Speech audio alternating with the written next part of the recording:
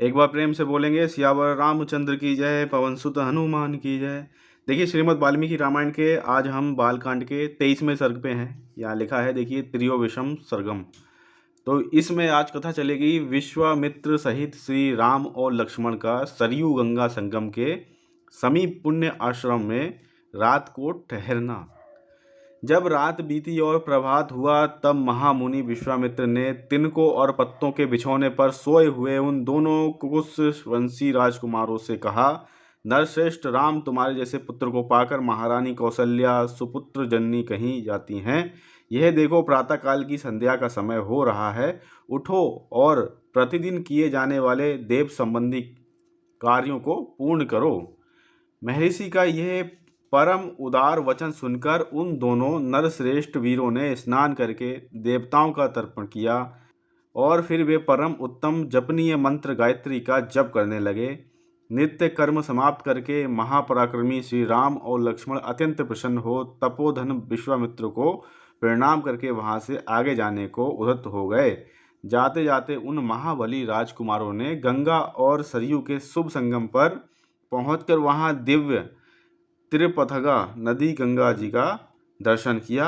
संगम के पास ही शुद्ध अंतःकरण वाले महर्षियों का एक पवित्र आश्रम था, जहां वे कई हजार वर्षों से तीव्र तपस्या करते थे। उस पवित्र आश्रम को देखकर रघुकुल रत्न श्री राम और लक्ष्मण बड़े प्रसन्न हुए। उन्होंने महात्मा विश्वामित्र से यह बात कही, भगवान, यह किसका पवित्र आश्रम है और इसमें कौन पुरुष निवास करता है, यह हम दोनों सुनना चाहते हैं। इसके लिए हमारे मन में बड़ी उत्कंठा है। उन दोनों का यह वचन सुनकर मुनि श्रेष्ठ विश्वामित्र हंसते हुए बोले, राम, यह आश्रम पहले जिसके अधिकार में रहा है उसका परिचय देता हूँ, सुनो।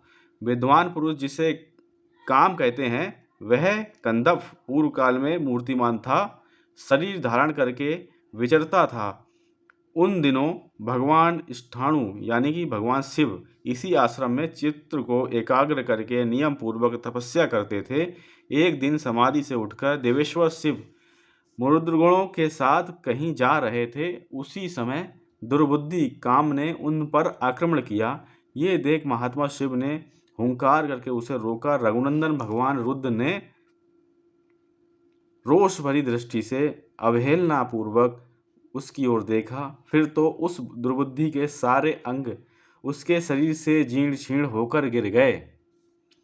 वहां दग्ध हुए महामना कंधर्व का शरीर नष्ट हो गया।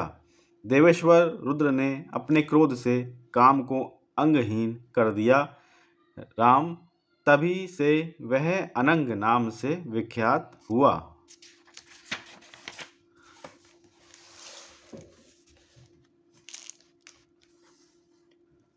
शोभाशाली कंधर्व ने जहाँ अपना अंग छोड़ा था वह प्रदेश अंग देश के नाम से विख्यात हुआ। यह उन्हीं महादेव जी का पुण्य आश्रम है वीर। यह मुनि लोग पूर्व काल में उन्हीं स्थाणु के धर्मपरायण शिष्य थे। इनका सारा पाप नष्ट हो गया है। शुभ दर्शन राम, आज की रात में हम लोग यहीं इन पुण्य सलीला सरिताओं के बीच में निवास करें। कल सवेरे इन्हें पार करेंगे। हम सब लोग पवित्र होकर इस पुण्य आश्रम में चलें। यहाँ रहना हमारे लिए बहुत उत्तम होगा। नरश्रेष्ठ, यहाँ स्नान करके जप और हवन करने के बाद हम रात में बड़े सुख से रहेंगे। ये लोग वहाँ इस प्रकार आपस में बातचीत कर ही रहे थे कि उस आश्रम में निवास करने वाले मुनि तपस्या द्वारा प्राप्त हुई दूरदृष्टि से उनका आगमन जानकर मन ही मन बड़े प्रसन्न हुए। उनके हृदय में हर्ष जनित उल्लास छा गया। उन्होंने विश्वामित्र जी को अर्घ्य पाग और अतिथि सत्कार की सामग्री अर्पित करने के बाद श्री राम और लक्ष्मण का भी आतिथ्य किया। यथोचित सत्कार करके उन मुनियों ने इन अतिथियों का भली भांति भांति की कथा वार्ताओं द्वारा मनोरंजन किया। फिर उन महर्षियों ने एकाग्र चित्र होकर यथावत संध्या वंदन एवं जप किया। तदंतर वहां रहने वाले मुनियों ने अन्य उत्तम व्रतधारी मुनियों के साथ विश्वामित्र आदि को शयन के लिए उपयुक्त स्थान में पहुंचा दिया। संपूर्ण कामनाओं की पूर्ति करने वाले उस पुण्य आश्रम में उन विश्वामित्र आदि ने बड़े सुख से निवास किया। धर्मात्मा मुनि श्रेष्ठ विश्वामित्र ने उन मनोहर राजकुमारों का सुंदर कथाओं द्वारा मनोरंजन किया। इस प्रकार से 23वां सर्ग संपन्न हुआ बालकांड का। अब कल के वीडियो में हम करेंगे 24वां सर्ग श्रीमद् वाल्मीकि रामायण के बालकांड का। श्री राम और लक्ष्मण का गंगा पार होते समय विश्वामित्र जी से जल में उड़ती हुई तुमुल ध्वनि के विषय में प्रश्न करना, विश्वामित्र जी का इसका कारण बताना तथा मलद, करुष एवं टाट का वन का परिचय देते हुए इन्हें टाट का वध के लिए आज्ञा प्रदान करना। तो एक बार प्रेम से बोलेंगे सियावर रामचंद्र की जय, पवन सुत हनुमान की जय।